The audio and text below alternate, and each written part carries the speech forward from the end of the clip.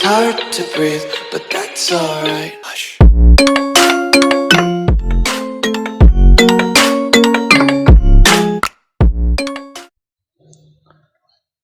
Hello everyone, last lecture में Excel के हमने गेट एक्सटर्नल डेटा तक पूरा कर लिया था, कनेक्शन तक। नेक्स्ट था आपका डेटा के अंदर सोर्ट हम पहले भी होम के लेक्चर में देख चुके थे। जो अब हमने होम को देखा था, दिखा ही रहा है यहाँ पर कि A to Z या Z to A सोर्ट करेगा।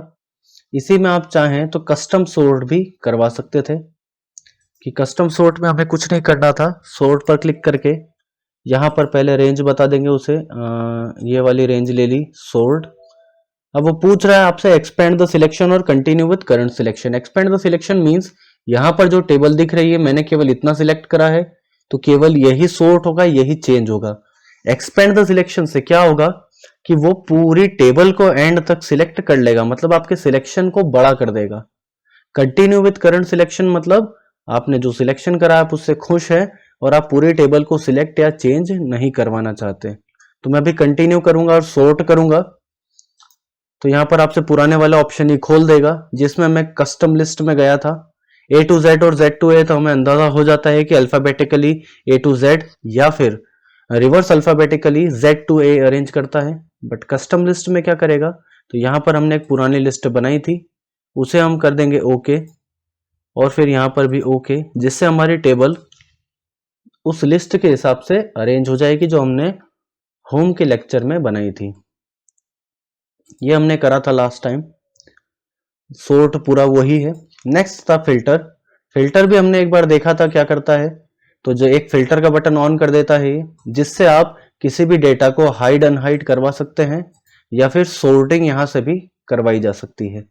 ये हमने देखी थी फिल्टर बटन से ही सोर्टिंग, जो लास्ट टाइम मैंने अभी सोर्ट बताया अभी थोड़ी देर पहले, वो लास्ट टाइम हमने यहीं से ही करके देखी थी, कस्टम सोर्ट में जाकर।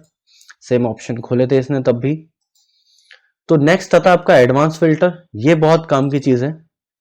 इसमें क्या होता है कि आप कभी भी किसी एक कैटेगरी का नाम लिख देंगे, जैसे मैंने लिख दिया यहाँ पर नेम।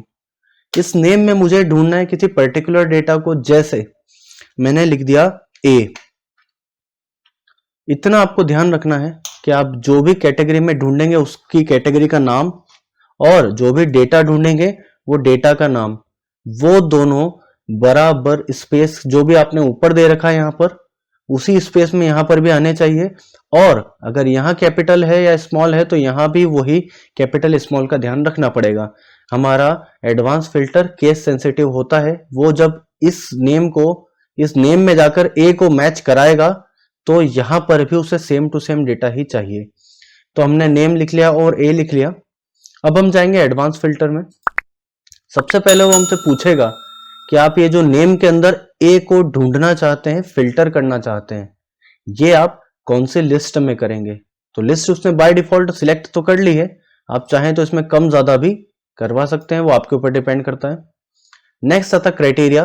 क्राइटेरिया मींस आपको इस लिस्ट में ढूंढना क्या है, तो क्राइटेरिया में हम इसे ले लेंगे, नेम और ए को, और ओके कर देंगे यहाँ पर। उससे क्या होगा, तो उससे सारी टेबल हाइड हो गई और केवल एक ही नाम बचा है, वो है ए का। 17, 18 और 23, क्योंकि बीच के सारे हाइड हो गए हैं, जो जो मैच हुए हैं यहाँ पर वो केवल यहाँ रह गए हैं, उन्हीं का डेटा यहाँ पर बचा है। रैंक 3 आई है ए की। इससे आप अलग से लिखकर और किसी चीज को यहाँ पर मैच करवा सकते हैं। केवल एक्सेल उसी डेटा को छोड़ेगा जो मैच हुआ है, बाकी सारे इरेज कर देगा। बहुत सिंपल सा ऑप्शन है ये। अभी इसे फिर से क्लियर कर देते हैं।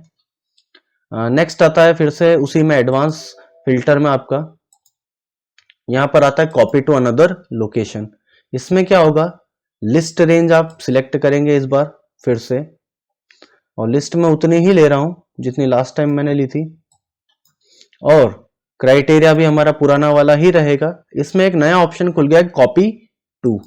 कॉपी टू क्या करेगा, तो आपसे एक नई लोकेशन मांगेगा जहां पर वो, जैसे अभी यहां पर टेबल को हाइड करके केवल और केवल ए छोड़ दिया था, अब वो इस टेबल को कुछ भी नहीं करेगा, बट जो भी डेटा मैच हो रहा है उसको अलग से उठाकर यहां कॉपी कर देगा।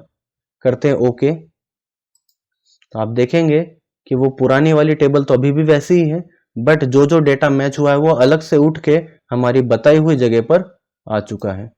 तो ऐसे आप यहाँ पर कोई सा भी काम करवा सकते हैं जिसमें आपका फिल्टर यूज होगा और आपका मन चाहा डेटा यहाँ से फिल्टर हो जाएगा, या तो यहीं पर ही बाकी सब हाइड हो जाएंगे या फिर उसे अलग से शो कर दिया जाएगा। अगर यहाँ और भी ए नाम के होते तो भी वो अलग से उठाकर उन्हें रख देता। इस चीज का स्पेशल ध्यान रखना है कि हमें कहाँ धोखा हो जाता है। तो नेम के बाद में बहुत लोग एक्स्ट्रा स्पेस दे देते हैं, वो स्पेस दिखता नहीं है लेकिन वो वहीं पर होता है। अगर ये नेम लिखने के बाद भी जो एक एक्स्ट्रा स्पेस आपने दे दिया है, ये भी आपको यहाँ पर मैच नहीं होने देगा नेम से और आपका डाटा शो नहीं होगा जो मैं ए का चाहता हूं। तो इसलिए डेटा को शो करने के लिए अपने जो भी एंड के स्पेस है उन्हें भी चेक कर लेना चाहिए, ताकि हमें पता चल जाए कि आखिरी में तो कोई स्पेस नहीं दिया गया है, नहीं चारों में नहीं दिया इसलिए मैच हो गए हैं। और कैपिटल स्मॉल यानी कि केस सेंसिटिव का भी ध्यान रखा जाए। नेक्स्ट आता है text to column. Text to column option क्या करता है, तो चीजों को सेपरेट करने के लिए काम में आता है। जैसे अगर मैं यहां पर नाम लिख देता हूं ब्रूस वेन, नेक्स्ट लिख देते हैं Clark Kent DC, Clark Kent, next लिख देते हैं यहां पर थॉमस वेन। अगर मैंने 3 नाम जो लिखे हैं, जो तीनों नेम्स हैं, ये मैंने एक एक सेल में लिखे हैं, मींस सरनेम और नेम दोनों सिंगल सेल में है। जैसे ब्रूस वेन एक सेल में है और ऐसे क्लार्क कैंट भी है।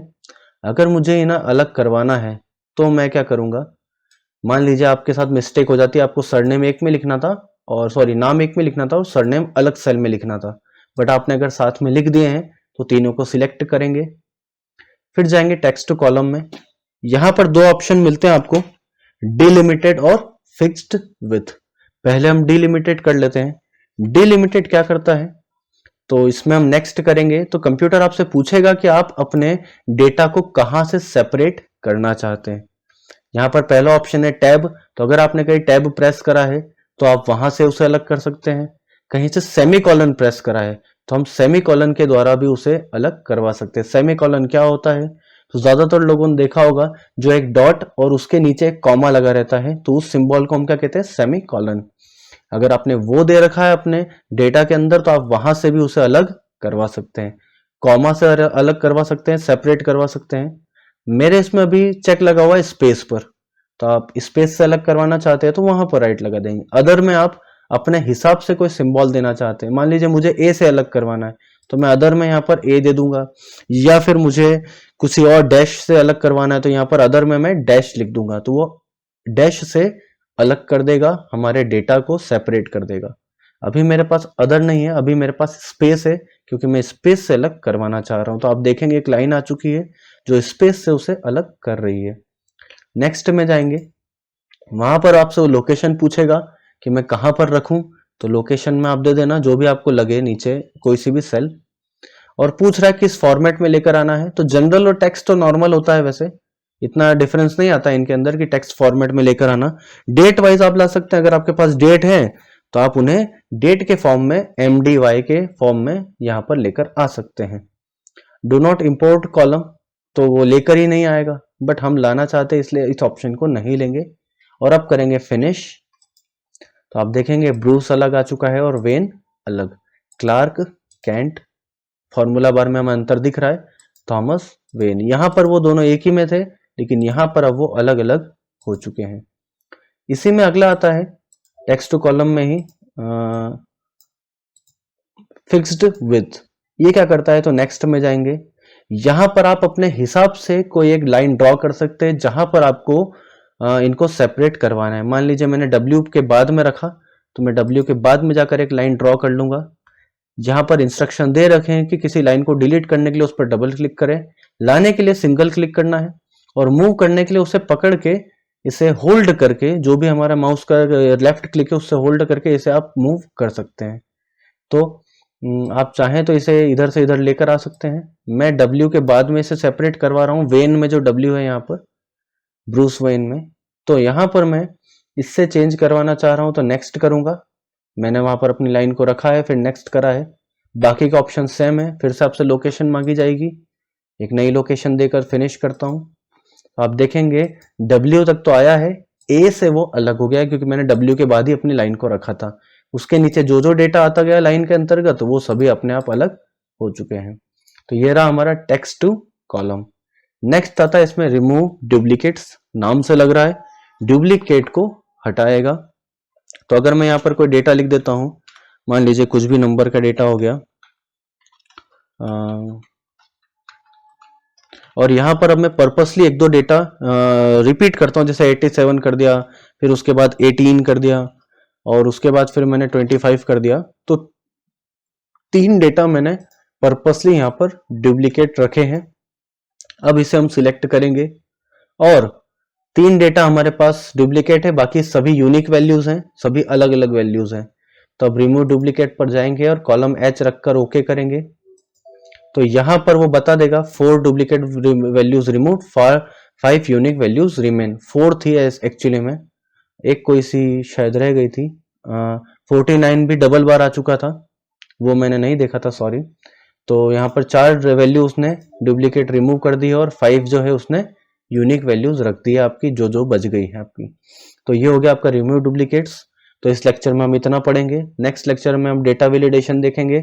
ये तीनों ऑप्शन बहुत इंपॉर्टेंट है, data validation, consolidate and what if analysis. इन तीनों को हम ध्यान से देखेंगे और इनके लेक्चर्स थोड़े बड़े रहेंगे। तो नेक्स्ट लेक्चर तक इतना ही पढ़ेंगे हम। तो thank you and good bye.